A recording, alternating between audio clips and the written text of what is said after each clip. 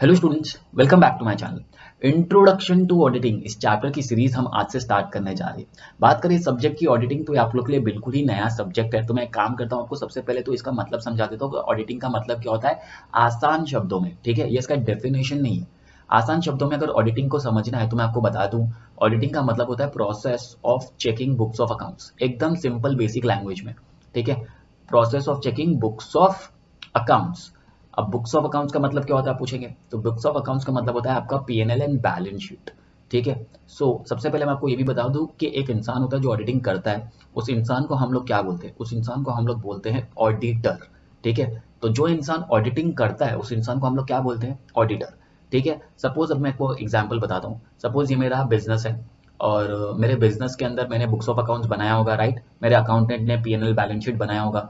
अब वो PNL balance sheet right है रॉन्ग है वो कैसे पता चलेगा, तो मैं क्या करवाऊंगा, ऑडिटिंग करवाऊंगा। मैं एक इंसान को हायर करूंगा, वो इंसान होगा ऑडिटर। वो मेरे बिजनेस में आएगा, आके मेरा पीएनएल बैलेंस शीट चेक करेगा और एक ओपिनियन देगा। ठीक है, तो इस प्रोसेस को, ये जो पूरा प्रोसेस है ना, इस प्रोसेस को चेक करने के प्रोसेस को ही हम लोग क्या बोलते हैं, ऑडिटिंग। ठीक है, ये एकदम आसान शब्दों में मैंने आपको समझाया। तो ऑडिटिंग का मतलब क्या हुआ, process of checking books of accounts. जो इंसान ऑडिटिंग करता है उस इंसान को हम लोग क्या बोलेंगे, ऑडिटर। अच्छा, ऑडिटर कौन होता है एक्चुअल में, ऑडिटर होता है एक प्रैक्टिसिंग चार्टर्ड अकाउंटेंट। ठीक है, एक प्रैक्टिसिंग चार्टर्ड अकाउंटेंट ही ऑडिटर बन सकता है। ठीक है, ओके। सो अब आगे बढ़ते हैं और बात करते हैं इस चैप्टर में आपको कौन कौन से आंसर्स है जो याद करने होंगे। कई सारे आंसर्स है, सो मैंने लिस्ट बना दी है कि आपको कौन कौन से आंसर्स करने हैं। जैसे कि define auditing, explain its features, define auditing and explain its objects, types of errors क्या होते हैं, फ्रॉड्स क्या होते हैं। डरने की जरूरत नहीं है, बिकॉज इन सबके ऊपर मैं एक एक करके वीडियोस बनाऊंगा। बात करें इस वाली वीडियो की, तो इसमें हम लोग सिर्फ और सिर्फ, जैसे कि आपने देखा, हर आंसर के स्टार्टिंग में क्या बोल रहे हैं, डिफाइन करने बोल रहे हैं ऑडिटिंग को। ठीक है, तो सिर्फ और सिर्फ मैं आपको डेफिनेशन ऑडिटिंग का एक्सप्लेन करने वाला हूँ। ठीक है, सो चलते हैं हमारे ऑडिटिंग की डेफिनेशन की तरफ। ये रहा हमारा ऑडिटिंग का डेफिनेशन। ठीक है, आपके टेक्स्ट बुक में आपको कई सारे डेफिनेशंस दिखेंगे। मैंने जो डेफिनेशन चूज किया ना, ये आईसीएआई की तरफ से, जो institute of chartered accountants of India है, इनका डेफिनेशन आपको आपके टेक्स्ट बुक में मिल जाएगा। ठीक है, सो उन लोगों ने ऑडिटिंग को डिफाइन किया है। अब आपको पता है डेफिनेशन है तो जैसा दिया है वैसे ही लिखना पड़ेगा। और अगर तो आपका डेफिनेशन राइट होगा तो जो एग्जामिनर होगा उसको जरूर लगेगा कि आपके आगे के आंसर्स भी राइट होंगे। So definition as it is आपको लिखना है, इसमें आप चेंजेस कर सकते नहीं। ठीक है, तो चलिए देखते हैं डेफिनेशन में क्या बोला है। डेफिनेशन में बोला है, an audit is an independent examination of financial information of any entity, whether profit oriented or not, irrespective of its size or legal form, when such an examination is conducted with a view to express an opinion thereon। ये है definition. देखने में बहुत बड़ा लग रहा है लेकिन ये बहुत ही ज्यादा सिंपल है अगर आप इसको टुकड़ों टुकड़ों में याद करो तो। ठीक है, देखो सबसे पहले वो लोग क्या बोल रहे हैं, auditing is an independent examination. वो लोग बोल रहे हैं पहले कि ऑडिटिंग क्या है, एक इंडिपेंडेंट एग्जामिनेशन है। मैंने ऊपर क्या वर्ड यूज किया, चेकिंग। अब चेक करना ये जो वर्ड है ना, ये प्रॉपर नहीं है ऑडिटिंग के लिए। ठीक है, तो हम लोग क्या बोलते हैं, एग्जामिनेशन। एग्जामिनेशन करने का मतलब ही क्या होता है, एग्जामिन जो हम लोग करते हैं उसका मतलब चेकिंग होता है। तो ये लोग क्या बोल रहे हैं कि ऑडिट क्या है, audit is an independent examination.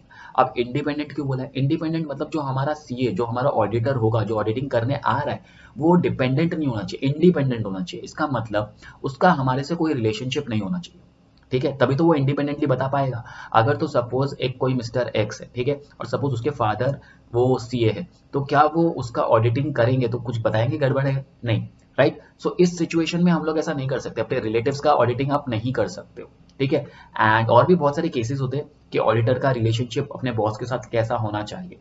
तो क्लाइंट का और हमारे ऑडिटर का कोई भी रिलेशनशिप नहीं होना चाहिए, तभी वो एक इंडिपेंडेंट एग्जामिनेशन कर पाएगा। तो लोग सबसे पहले क्या बोल रहे हैं, auditing is an independent examination.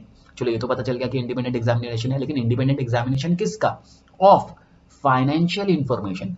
वो जो पीएनएल एंड बैलेंस शीट है ना, इसको हम लोग ने क्या बोल दिया, फाइनेंशियल इंफॉर्मेशन। तो ऑडिटिंग क्या होता है, ऑडिटिंग होता है एक इंडिपेंडेंट एग्जामिनेशन किसका, of financial information.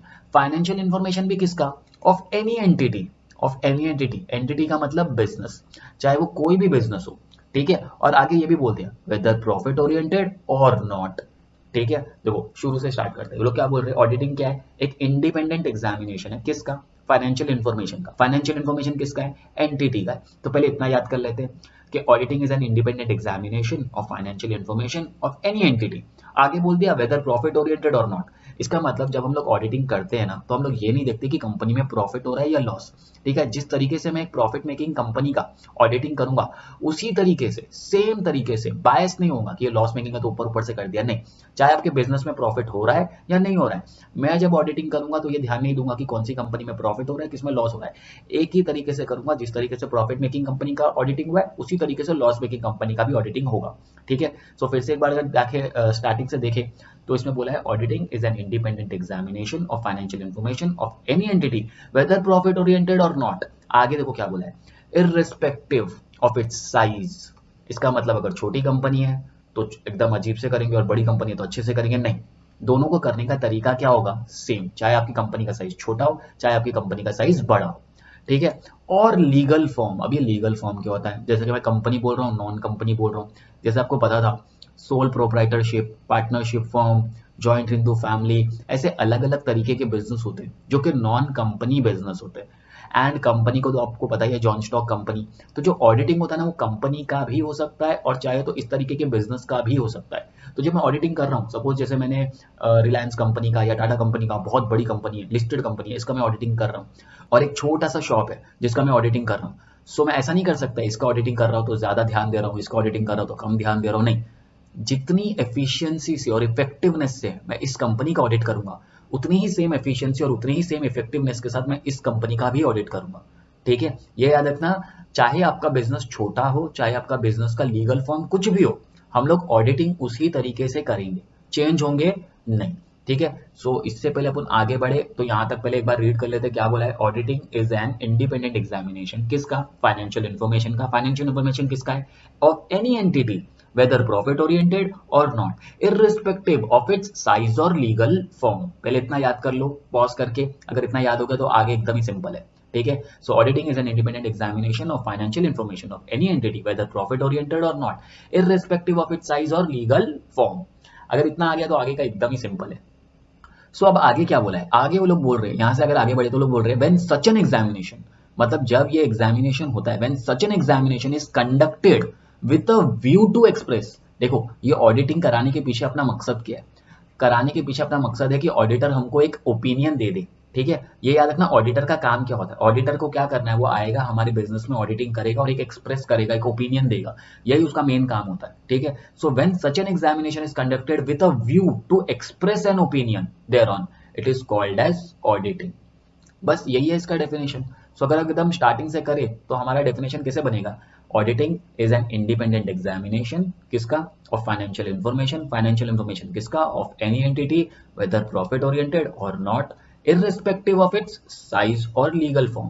when such an examination मतलब जब हम लोग ऐसा एग्जामिनेशन करते हैं, क्यों कर रहे हैं कंडक्ट, विद अ व्यू क्या है, to express an opinion there on.